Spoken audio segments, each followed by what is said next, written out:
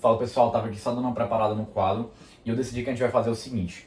Daqui pra frente eu vou conversar um pouquinho mais com vocês da porção mais distal, ali mais terminal aqui do nosso néfron, tá? Começando mais ou menos aqui e seguindo até aqui o próprio finzinho do ducto coletor.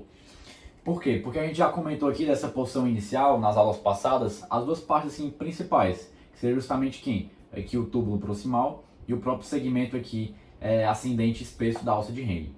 Então agora, para ficar mais didático, eu vou quebrar essa parte aqui mais distal, mais terminal do néfron e dividir em 3 explicações. Eu vou falar primeiro da porção mais inicial aqui do túbulo distal, tá bom? Depois eu vou falar do resto aqui do túbulo distal, pegando também aqui o túbulo coletor, tá certo? E por último eu vou falar mais focado aqui no próprio ducto coletor, tá? Então eu vou quebrar em 3 explicações.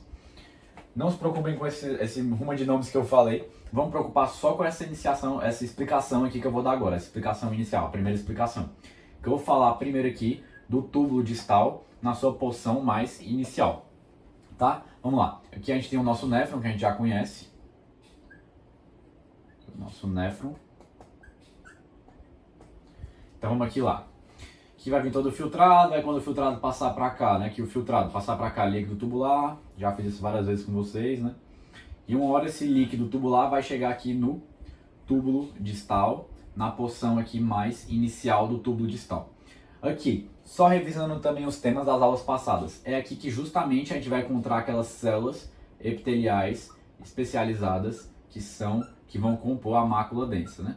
Só para revisar isso com vocês. Mas não é o foco aqui, porque a gente já tem uma aula falando do sistema renina-angiotensina-aldosterona e como essas células aqui são importantíssimas nesse sistema, para promover ali o controle da pressão arterial e da taxa de filtração glomerular. Também só revisando também o conteúdo das aulas passadas. Então as células aqui da mácula densa, localizadas aqui nessa porção inicial do túbulo distal, vão compor aquilo que a gente viu também nas aulas passadas, que é o aparelho justaglomerular, que é esse aparelho que vai participar, como eu já falei, dessa regulação, tanto da pressão arterial como também da TFG. Mas vamos focar aqui justamente na questão dos íons. Vamos entender o seguinte, antes de eu falar do transporte específico dos íons, vamos entender primeiro o transporte da água aqui nessa porção que a gente está comentando. Essa porção é praticamente impermeável à água. Opa, só pegar aqui o apagador. Impermeável à água. Então o que acontece? Se é impermeável à água, a água vai continuar aqui no lúmen, só que ele é permeável assim seletivamente a alguns íons, e eu já vou comentar isso com vocês. Então se a água permanece aqui na mesma quantidade praticamente no lúmen, já que é praticamente impermeável à água, o que vai acontecer? Se eu estou reabsorvendo íons e a quantidade de água permanece a mesma, esse líquido vai ficando mais hipoosmótico, esse líquido vai ficando mais diluído. Por quê? Porque a quantidade de solvente aqui de água permanece a mesma, mas a dissoluto está sendo reabsorvida, ou seja, no lúmen está diminuindo. Então aqui o líquido vai ficando mais diluído. Por isso que essa porção do túbulo distal, essa porção mais inicial, também é chamada de segmento diluidor. Só para explicar logo isso para vocês também, tá bom? Mas feita essa explicação, deixa eu apagar esse aqui e vamos focar no transporte de dos 2 íons que eu queria conversar aqui com vocês agora, nessa parte. Vou desenhar aqui o sódio de vermelho e agora eu vou desenhar aqui o cloreto de azul. Aqui na membrana apical, aqui dessas células epiteliais do túbulo distal, nossa porção mais inicial, a gente vai ter aqui justamente o quê? Um cotransportador de sódio e de cloreto. NaCl. Então, o que vai acontecer aqui? Aqui a gente tem de azul o Na. Aqui a gente tem de azul o cloreto, que eu falei que ia ser, né? E a gente tem aqui de vermelho o nosso sódio. Então, vamos entender aqui o que vai acontecer. Para isso, eu já tinha dado aqui um zoom, né? Acabei nem falando no túbulo distal, na porção mais inicial. Eu vou dar aqui um novo zoom. Vamos ver aqui de maneira mais próxima, pegando só uma dessas células aqui, no caso essa daqui, né? Uma dessas células epiteliais, o que acontece? Aqui na membrana apical, né? A gente vai ter aqui o cotransportador, sódio, cloreto. Aqui a gente vai ter a nossa moléculazinha de cloreto, de azul. E agora aqui uma moléculazinha de sódio de vermelho. Como é um cotransportador, aqui vai se ligar um sódio e um cloreto. Vamos dar uma pausa aqui, eu vou retomar até, aproveitando e revisando as aulas passadas. Vamos entender antes, pausem aqui, tá? Guardem essa ideia aqui inicial. Vamos entender o seguinte. Aqui na membrana basolateral, a gente tem uma bomba. Essa bomba é a bomba de sódio, potássio, ATPase. Que é como eu falei, é uma das bombas principais, retomando as aulas passadas, quando a gente está falando aqui desse transporte. Aqui no caso, um transporte ativo primário, e aqui nesse caso, que eu pedi para pausar para vocês guardarem, um transporte ativo secundário.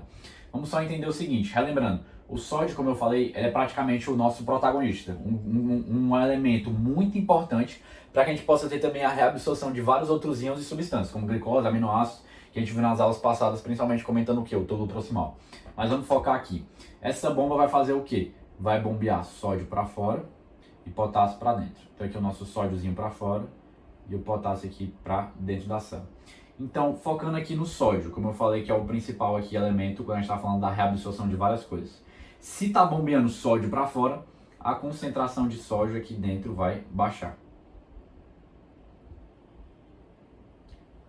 Então, o sódio que está aqui no lúmen vai querer fazer o quê? Entrar. E quando ele entrar, existem outras moléculas que podem se aproveitar da força desse gradiente. Por quê? Que gradiente? Aqui, como está menos concentrado, aqui está mais concentrado, o sódio vai querer, por natureza, por espontaneidade mesmo, entrar dentro da célula.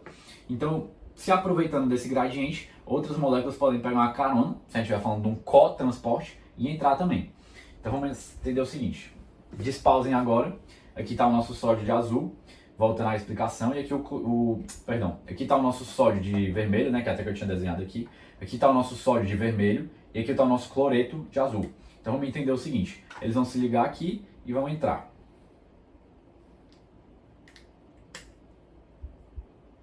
Com eles entrando, focando aqui justamente no sódio. O que vai acontecer? Esse sódio vai ser reabsorvido aqui, vai se acumular na célula, né? Depois vai ter a bomba tudo desregulando, vai ter a bomba regulando e bombeando esse sódio que acabou de entrar aqui para fora, né? Para manter a concentração de sódio aqui baixa.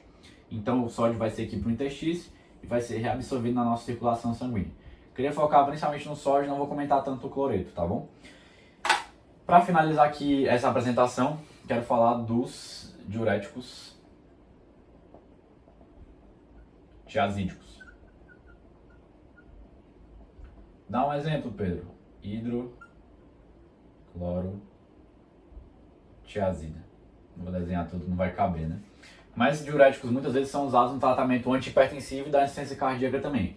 E eles vão agir justamente inibindo aqui esse cotransportador sódio-cloreto. Então vai ter uma inibição aqui.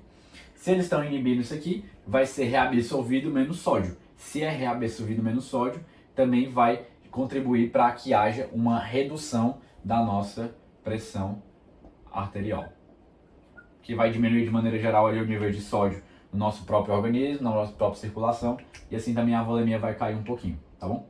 Então é isso que eu queria apresentar aqui para vocês de maneira geral sobre o tubo distal na posição mais inicial.